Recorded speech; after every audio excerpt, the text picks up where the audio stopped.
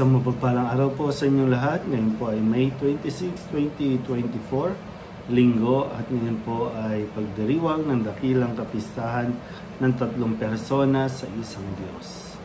Ang ating pong unang pagbasa at pagninilay sa araw na ito ay hinango sa aklat ng Deuteronomio, chapter 4, verses 32 to 34 and verses 39 to 40.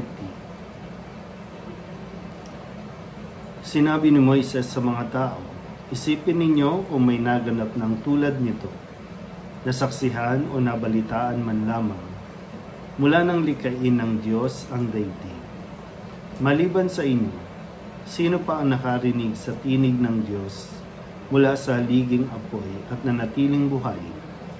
Sinong Diyos ang naglabas ng isang buong lahi mula sa isang bansa upang maging kanya, sa pamamagitan ng pakikipagsubukan ng kapangyarihan, ng kababalaghan, ng digmaan, at ng makapangyarihang mga gawa, tulad ng ginawa ng Panginoon sa Ehipto?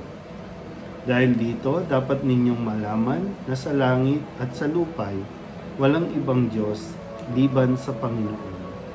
Kaya nga, dapat ninyong sundin ang kanyang mga utos at tuntuning sinasabi ko sa inyo ngayon.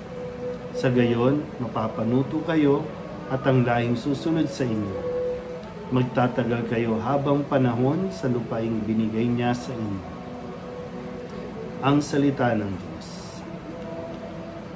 Muli po, isang mapagpalang araw sa inyong lahat at maligayang pagdiriwang ng dakilang kapistahan ng banal na Santatlo o tinatawag nating Santissima Trinidad.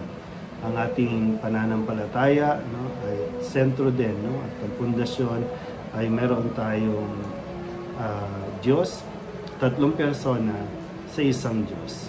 Maraming mga relihiyon, maraming mga sekta paulit-ulit na nagsasabi at nagki-question ng ating pong pananampalataya sa iisang Diyos na may tatlong persona. Mahirap para sa kanila na ito po ay tanggapin, unawain, lalong-lalo na kung kanila pong pananampalataya ay nakabase lamang sa Scripture. Kapag wala sa Scripture, kapag wala sa Biblia, ay hindi nila ito tatanggapin at paniniwalaan.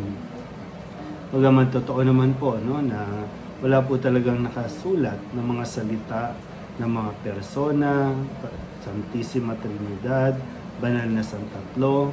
Wala po yan. Kahit anong gawin natin na saliksikin o isa-isahin ang letra, mga salita sa Biblia, wala pong ganyan. Pero ito po ay mga bunga ng ating pong tradisyon. Hindi lang basta scripture, kundi maging yung sacred tradition na itinuro ng mga alagad.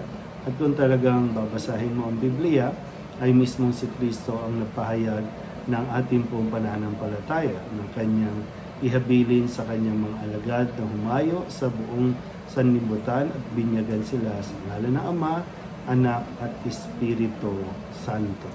Mismong sa mga salita ni Kristo ay pinahayag ang misteryong ito. Nananatiling misteryo dahil talagang mahirap na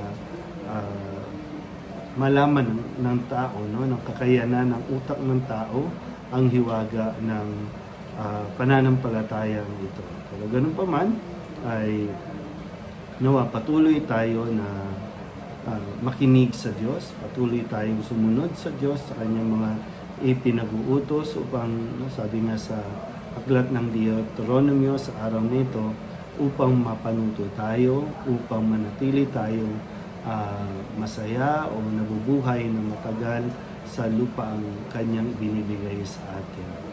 Ang Santissima Trinidad ay isang doktrina ng tungkol sa pag-ibig, tungkol sa pagmamahal ng Diyos, kung paano ang Diyos nagmahal at nagmamahal bilang Ama, bilang Anak at Espiritu Santo.